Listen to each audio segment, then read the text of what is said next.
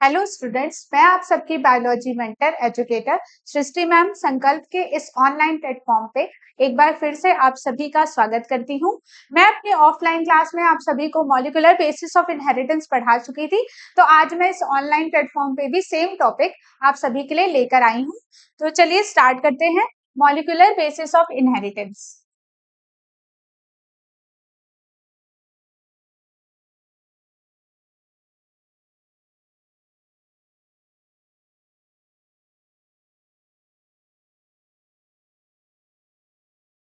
जैसा कि बच्चों हम लोग प्रिंसिपल ऑफ इनहेरिटेंस में पढ़ चुके थे कि मेंडल ने बताया था कि एक जनरेशन से दूसरे जनरेशन कैरेक्टर को ट्रांसफर किया जाता है और हर कैरेक्टर जो ट्रांसफर होते हैं उन्हें खुद भी नहीं पता था कि ऐसी क्या चीज है जो वन जनरेशन से दूसरे जनरेशन ट्रांसफर हो रही है। तो उन्होंने कहा कि एक जनरेशन से दूसरे जनरेशन जो चीज ट्रांसफर हो रहा है उसका उन्होंने नाम रख दिया था बच्चे की कोई फैक्टर है जो ट्रांसफर किया जा रहा है। यानी कि जनरेशन टू जनरेशन जो कैरेक्टर ट्रांसफर होंगे वो फैक्टर के फॉर्म में ट्रांसफर होंगे। फिर हमने देखा था बच्चे कि ये फैक्टर जो है उसको कहा गया जीन, और ये जीन नाम दिया जिसने, उनका नाम था जॉनसन।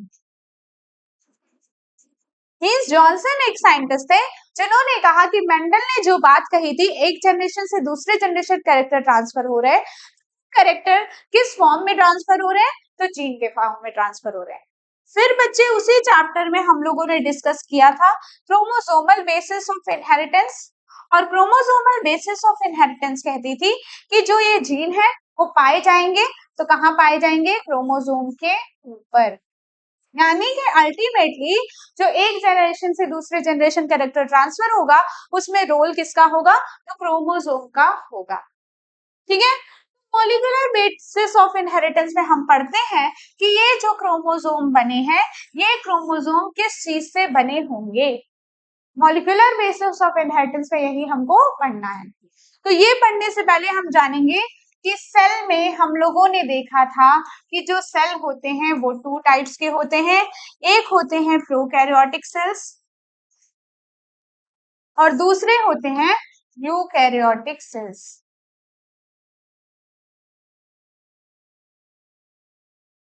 प्रो की बात करें तो प्रो मीन्स होता है बच्चों प्रिमिटिव। प्रो मीन्स प्रिमिटिव और कैरियोटिक वर्ड लिया गया था कैरियन से, जिसका मीनिंग था न्यूक्लियस। यानी कि ऐसे ऑर्गेनिज्म जिसमें न्यूक्लियस तो पाया जाएगा पर वो डिवॉइड होगा न्यूक्लियर मेम्ब्रेन से और न्यूक्लियोलस से, उसमें न्यूक्लियर मेम्ब्रेन और न्यूक्लियोलस नहीं पाया जाएगा, जिस कारण इस ऑर्गेनिज्म को हम बोलते थे कि इनमें जो न्यूक्लियस पाया जा रहा है वो ट्रू न्यूक्लियस ना पाए जाके फॉल्स न्यूक्लियस पाया जा रहा है। दूसरा जो यूकैरियोटिक सेल्स था, तो यू को बोलते हैं बच्चे ट्रू, और कैरियोटिक मीन्स फिर से होता है कैरियन। कैरियन मतलब न्यूक्लियस। यानी कि ऐसे सारे सेल्स जिसमें ट्रू न्यूक्लियस पाया जाए, यानी ऐसे सेल्स जिसमें न्यूक्लियस पाया जा रहा है उस न्यूक्लियस के चारों तरफ वेल डेवलप न्यूक्लियर मेम्ब्रेन पाई जा रही है, न्यूक्लियर पोर पाया जा रहा है और न्यूक्लियोलस पाया जा रहा है।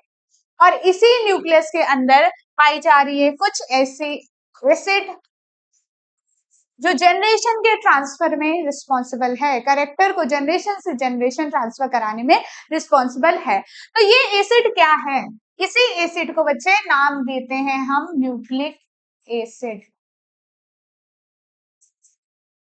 न्यूक्लियस में पाए जाने वाला एसिड, यानी कि न्यूक्लियस के अंदर कोई एसिड है जिसको हम नाम दे रहे हैं न्यूक्लिक एसिड, वही न्यूक्लिक एसिड जो डीएनए है और आरएनए है और कैरेक्टर को ट्रांसफर कराने में हेल्प कर रही है।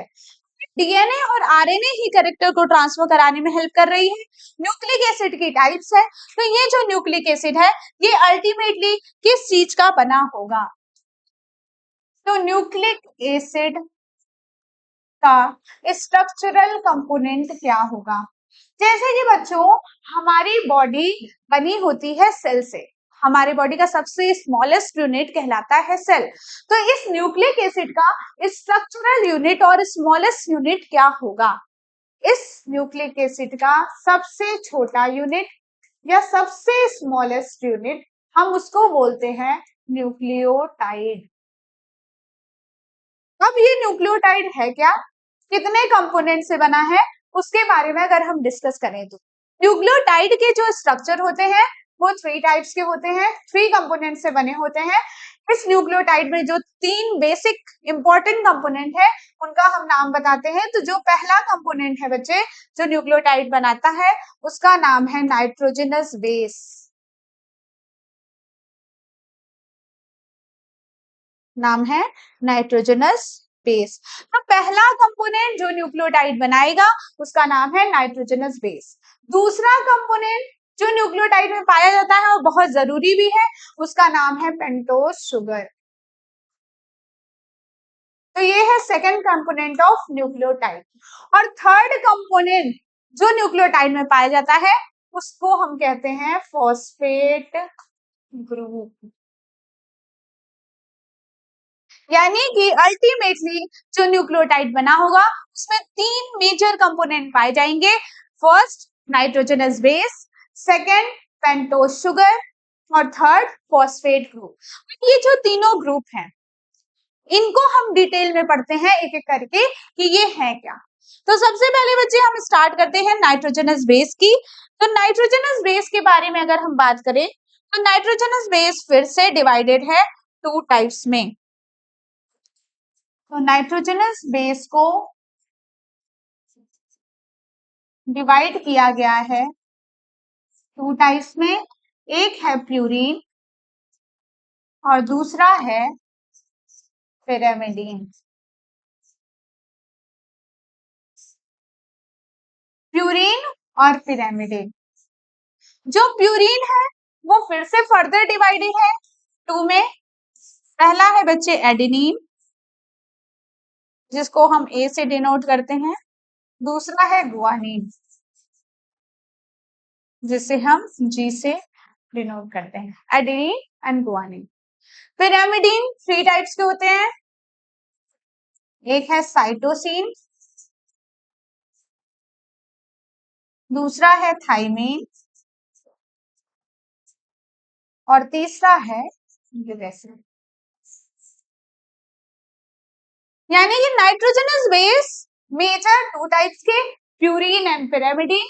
प्यूरीन डिवाइडेड है एडेनिन और गुआनिन में, पिरामिडीन डिवाइडेड है बच्चों साइटोसिन, थाइमीन और यूरेसिल में। ये जो प्यूरीन और पिरामिडीन है अगर न्यूक्लिक एसिड टू टाइप्स के हैं डीएनए और आरएनए तो जरूरी भी है कि नाइट्रोजनस बेस जो होंगे वो डीएनए और आरएनए में अलग अलग पाए जाते होंगे। अब कौन से नाइट्रोजनस बेस डीएनए में पाए जाते हैं, कौन से नाइट्रोजनस बेस आरएनए में पाए जाते हैं, इस बेसिस पे इस नाइट्रोजनस बेस को रखा गया है। जैसे कि अगर हम बात करें डीएनए की तो आइदर डीएनए हो या आरएनए हो, प्यूरीन बच्चे दोनों में पाया जाएगा, ठीक है। एडेनिन और गुआनिन दोनों में पाई जाएगी, डीएनए में भी और आरएनए में भी। बात करते हैं पिरामिडीन, यानी कि आप लोग जान पाओगे ये चीज समझ के कि सिर्फ और सिर्फ डिफरेंस कहाँ पाया जा रहा है, तो पिरामिडीन वाले कंपोनेंट पाया जा रहा है। क्या डिफरेंस पाया जा रहा है, तो साइटोसिन और यूरेसिल पाया जाता है डीएनए में, और सेम अगर हम आरएनए की बात करें, आरएनए में साइटोसिन और यूरेसिल की जगह साइटोसिन, आरएनए में साइटोसिन और यूरेसिल पाया जाता है और डीएनए में पाया जाता है साइटोसिन और थाइमिन। यही डिफरेंस है। यानी कि डीएनए का जो नाइट्रोजनस बेस का कंपोनेंट है वो है adenine, guanine, cytosine, thymine. RNA का जो नाइट्रोजनस बेस का कंपोनेंट है वो है एडेनिन, गुआनिन, साइटोसिन और यूरेसिल। मेजर डिफरेंस कहाँ है, तो मेजर डिफरेंस है कि डीएनए में पाया जा रहा है थाइमीन और आरएनए में पाया जा रहा है यूरेसिल।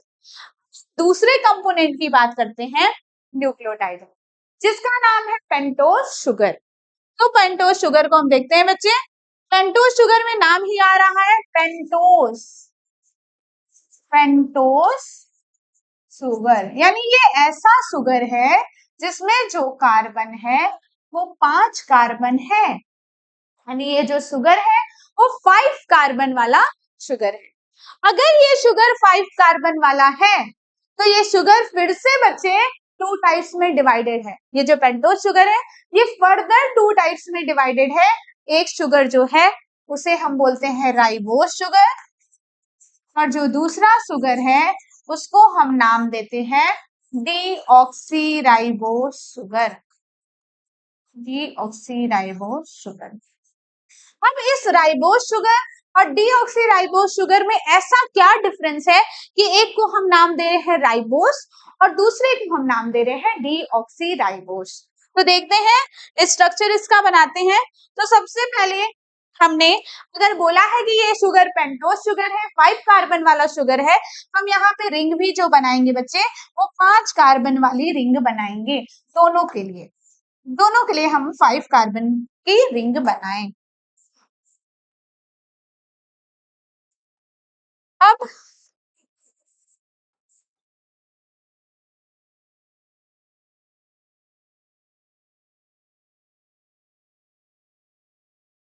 अगर ये राइबोज शुगर है तो इसका स्ट्रक्चर ये होगा।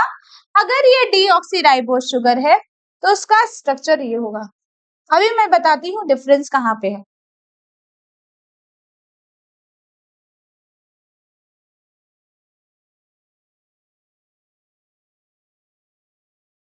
देखो बच्चे, अगर हम इस शुगर की नंबरिंग करें तो ये शुगर का carbon number 1, carbon number 2, carbon number 3, carbon number 4 और ये कार्बन नंबर 5। ठीक इसी तरह इसमें हम नंबरिंग करें तो carbon number 1, carbon number 2, carbon number 3, carbon number 4 और कार्बन नंबर 5। अब बेसिक डिफरेंस देखो तुम लोग, कार्बन नंबर 2 को देखो, कार्बन नंबर 2 को देखो बच्चों, कार्बन नंबर 2 पे यहाँ पाया जा रहा है OH और इस सेम इस डीऑक्सीराइबोज शुगर में कार्बन नंबर 2 पे पाया जा रहा है H, और यही स्ट्रक्चरल डिफरेंस होता है डीऑक्सीराइबोज शुगर में और राइबोज शुगर में। राइबोज शुगर में कार्बन नंबर 2 पे पाया जाता है OH ग्रुप, डीऑक्सीराइबोज शुगर में कार्बन नंबर 2 पे पाया जाता है H ग्रुप। अब चूंकि इसका नाम ही है ribose sugar and deoxyribose sugar, और डीएनए का पूरा नाम डीऑक्सीराइबो न्यूक्लिक एसिड और आरएनए का पूरा नाम राइबो न्यूक्लिक एसिड। यानी कि आप नाम से ही पहचान जाएंगे बच्चे कि राइबोज शुगर पाया जाएगा आरएनए में, डीऑक्सीराइबोज शुगर पाया जाएगा डीएनए में। तो ये है सेकेंड न्यूक्लियोटाइड का कंपोनेंट। तीसरा है बच्चे फॉस्फेट ग्रुप। तो फॉस्फेट ग्रुप पे तो आप सभी जानते हैं कि नेगेटिव चार्ज होता है, इसीलिए फॉस्फेट ग्रुप आइदर डीएनए में पाया जाए और आरएनए में पाया जाए उस पूरे कंपोनेंट को नेगेटिवली चार्ज्ड बनाएगा। उस पूरे कंपोनेंट को बच्चे नेगेटिवली चार्ज्ड बनाएगा। इसलिए आपसे कोई भी पूछे कि डीएनए जो है उसपे कौन सा चार्ज है, कौन सा चार्ज उसमें पाया जाता है, तो आप सभी बोलेंगे डीएनए पे फॉस्फेट ग्रुप पाया जाता है, इसलिए डीएनए जो है वो नेगेटिवली चार्ज है। स्टॉप कर दीजिए।